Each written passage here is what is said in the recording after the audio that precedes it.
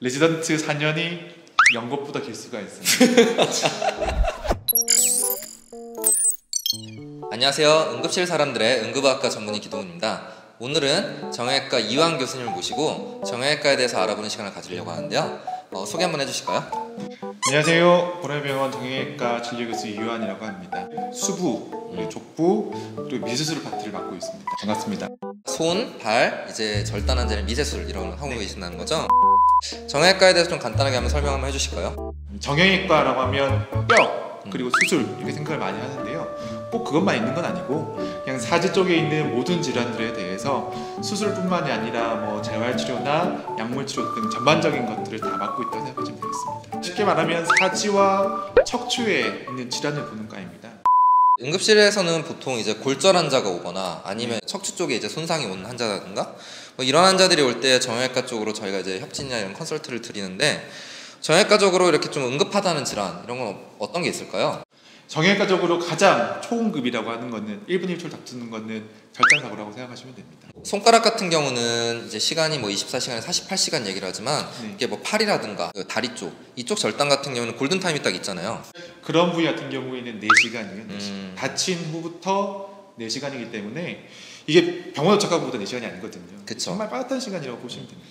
그런 것도 있죠. 컴파트먼트 신드롬. 이런 구획이라든가 뭐 허벅지 이쪽, 종아리 쪽에 한정된 공간에 압력이 확 올라가면서 그럼 이제 그쪽 신경이라든가 이런 조직들이 상하는 이런 질병들이 있을 수 있잖아요. 맞습니다. 그렇죠? 네, 그런 것들도 응급질환이고요. 또 그다음 개방성 골절이라고 하죠. 그래서 저희들이 이제 뼈가 부러지면서 피부가 찢어지고 뼈가 튀어나오는 그런 손상들 그런 것들도 응급질환입니다.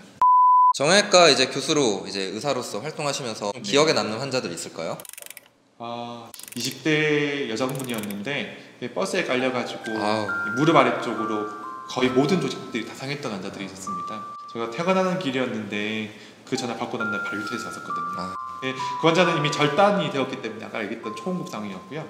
첫 수술을 6시간, 그 다음 날도 또다시 6시간, 거의 한 7개월 동안 20번이 넘는 수술을 했어요. 얼마 전에 제 외래에 이제 수술하고 1년 반째 걸어 들어왔거든요.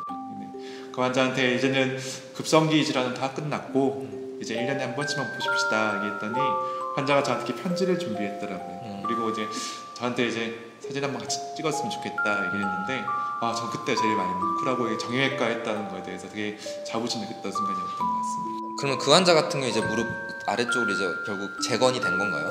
네, 재건은 됐고요. 외관상 어떻게 보면 되게 보기 힘든 부분들도 있거든요. 네. 여성분이기 때문에 그런 것들이 이제 정말 마음 아플 수도 있고 저 그런 부분에 대해서는 조금 더 예쁘게 해줬으면 좋았을 거라는 생각이 드는데 정말 살려고 노력을 많이 했던 분이시고 마지막에 이게 걸어 들어오는데 저는 그분이 참 아름답구나라고 생각했던 것 같아요. 우리가 소위 아름답다고 얘기하는 것들 뭐 꽃이라든지 열매라든지 그런 모든 것들이 열심히 살아왔던 그 결실들이거든요. 저는 그런 측면에서는 그렇게 아름다운 단이 없었던 것 같아요.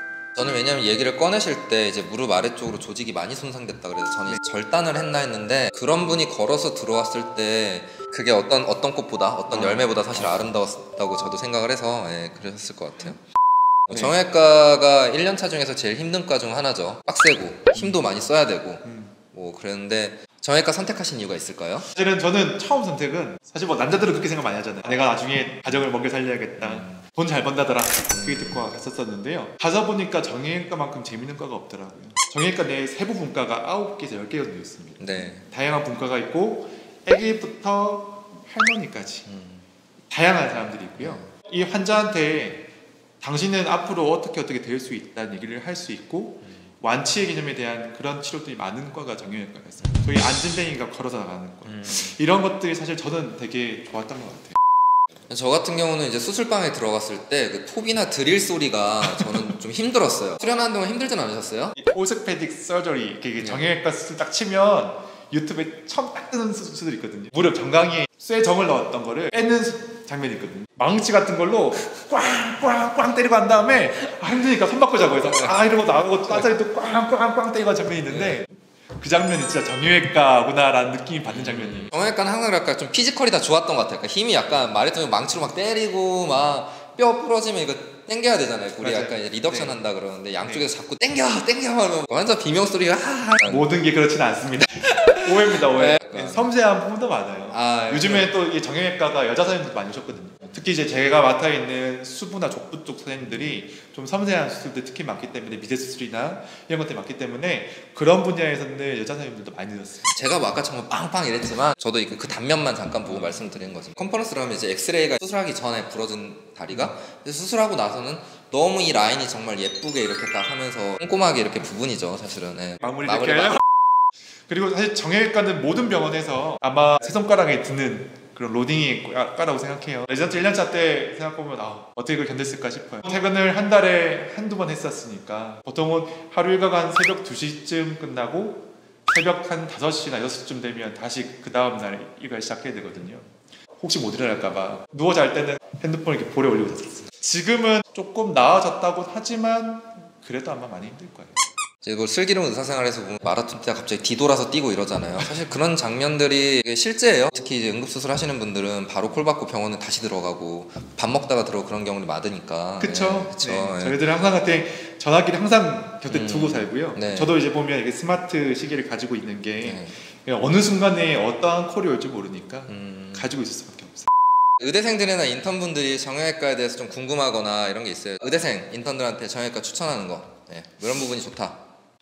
정형외과의 가장 큰 장점은 일관성인 것 같아요. 항상 환자들도 많고 정형외과 의사를 필요한 곳이 많기 때문에 대학에서 일하고 싶은 사람들이나 공직이나 아니면 이제 개원을 하고 싶은 사람들, 그리고 개원을 하더라도 수술을 하는 사람들, 아니면 수술하지 않고 환자들의 이제 약이나 재활치료를 할 수 있는 다양한 길들이 있기 때문에 그게 큰 장점이고요. 그다음 아까 얘기했다시피 그런 이제 세부 전공이 있는데 딱 나뉘어져 있지는 않아요. 유동성이 있고 어떤 과들은 보면 세부 전공이 마치 독립된 과처럼 움직이는 데가 있잖아요. 근데 정형외과는 꼭 그렇지 않기 때문에 선택폭이 넓다는 것이 가장 장점이고요. 사람들이 잘못 생각하는 게 정형외과는 레지던트 때 힘든 것만 참으면 된다고 생각하고 덤비는 사람들이 있거든요. 꼭 하나 생각해야 될 거는 레지던트 4년이 연극보다 길 수가 있습니다. 절대로 이것만 끝나면 생각 절대 하면 안 되고요. 재밌어야 돼요. 정형외과를 꼭 실습 돌아보고 PK 때 그다음에 인턴하면서 한번 겪어보고 난 다음에 내가 감당할 수 있을까를 생각하고 들어와야지. 꼭 본인이 재밌다고 느끼는 사람들이 아무래도 잘 버티는 것 같고요. 장기호 선생이 얘기가 나온 것처럼 좀 잠잠한 사람들, 업앤다운이 없고 일이 많더라도 자기의 마음은 부처와 같이 잘할 수 있냐, 잘 맞냐를 생각하는 게 아니라 견딜 수 있냐라고 얘기하는 게 맞아요. 그게 정형외과를 생각하는 한 단어인 것 같아요. 핵심이에요. 우리 과랑 잘 맞는지 고민해보시고요. 아니면 잘할 수 있는지 고민해보시고요. 이렇게 얘기하는데 정형외과는 견딜 수 있는지 생각해보시고요. 항상 뭐 정형외과는 전문의 따고 난다면 힘들어요. 그건 알아야 돼요. 바쁘고 힘들고 대신에 뭐 여러 가지로 보람도 있고 좋은 거라고 생각합니다. 네, 이렇게 또 오늘 또 정형외과 선생님 모시고 얘기를 해봤는데요. 정형외과는 힘들지만 보람 있는 과다. 이렇게 좀 정리를 하면 될 것 같습니다. 네, 의대생 인턴분들이 지원하실 때 참고하시고 오늘 또 바쁜데 이렇게 시간 내셔서 와주신 또 이유한 교수님 친구 오늘 또 이렇게 저희가 정형외과에서 설명한 시간을 만들어봤는데요. 도움이 됐다면은 구독이랑 좋아요 부탁드릴게요.